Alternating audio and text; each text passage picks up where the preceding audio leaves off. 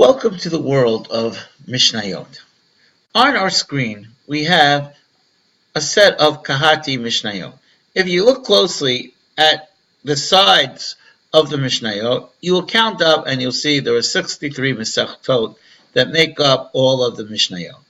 But what exactly is Mishnah? We know that Moshe received the Torah at Har Sinai. Moshe Kibel Torah Misinai, the Mishnah in Pirkei Avot tells us. But the question is, what exactly did Moshe receive at Har Sinai? Was it only the Chumash, or was it a lot more than that?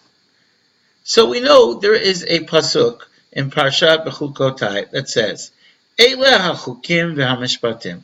These are the laws that we don't understand the reason for, v'hamishpatim, civil law, v'hatorot, and the Torahs. Asher Natan Hashem, that Hashem gave, Beino uvein b'nei Yisrael, v'Har Sinai b'yad Moshe. What's interesting to know is that the word Torot is in plural, almost implying that there's more than one Torah. Rashi was bothered by that very question. Why does it say Torot? And Rashi tells us an insight into exactly what was given at Har Sinai. It says, Achad b'chtav v'achad ba'al peh. Rashi explains that there were two parts to the Torah. The written part, which we call the Chumash, later included Navi and Ketuvim, the achad ba'al peh, and the oral Torah, the Torah that was meant to be passed down by mouth. Magid, shekulam nitnu l'Moshe b'Sinai. All of it was given to Moshe at Har Sinai. But the question is, what exactly is Torah Sheba'al Peh? So we know that if you look in the Chumash and you look at the description of the mitzvot, it's very lacking. The Torah doesn't tell us a lot about how to do the mitzvah, what the mitzvah is. For example, the Torah tells us to live in a sukkah for 7 days. But nowhere in the Chumash is there a description of what a sukkah should be, what it should look like. We need the Torah Sheba'al Peh to explain to us exactly what we're supposed to do. Another example, the mitzvah of tefillin. It says in the Torah 4 times to wear tefillin, but never in the Torah does it describe to us exactly what tefillin should look like, what we should do with it, what it should be like. Again, we need what's known as the Torah Sheba'al Peh to explain to us.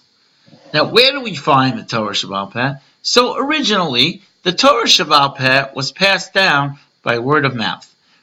People would learn with a Chumash, and the Rebbe would teach them through oral tradition, meaning they would say it by heart and explain it to them, and people would write it down and have their own notes. But basically, it was passed down by word of mouth. Came the great Rabbi Yehuda Nasi, who lived around the year 200, and he feared that the Torah Sheba'al Peh was going to be forgotten. So he decided to collect it and have it written down. He wrote it down in the form that we today call the Mishnah. And he divided the Mishnah into the 6 sections, which we call Shisha Sidrei Mishnah. Seder Zerayim, which is the halachot of Eretz Yisrael. Seder Moed, which are the halachot of Shabbat v'Yom Tov. Seder Nashim, which are the halachot of marriage and other halachot related to women. Seder Nizikin, which is civil law, laws of damages, and all aspects of civil law, which means laws that govern society, monetary questions, things that do with money, etc. Seder Kodshim, which are all the halachot of the Beit HaMikdash, things that we do in the Beit HaMikdash, and Seder Taharot, which were the laws of Tumah and Tahara, being pure or being impure. That's how Rebbe divided the Torah Sheba'al Peh into the Shisha Sidrei Mishnah. In fact, Rebbe divided the Torah Sheba'al Peh in the same way that Torah Shebichtav was divided. The Chumash is divided into a Sefer, followed by a Parsha, and then a Perek, and then a Pasuk. In a very similar way, we have a Seder, which is like a Parsha. We have a Masechta, which is the name of the Mishnah that you're learning. Like this year, we're learning Masechet Rosh Hashanah, and that's equal to the Parsha.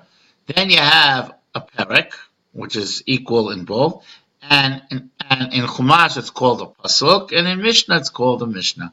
So really, Torah Sheba'al Peh and Torah Shebichtav walk together, and they're even divided together.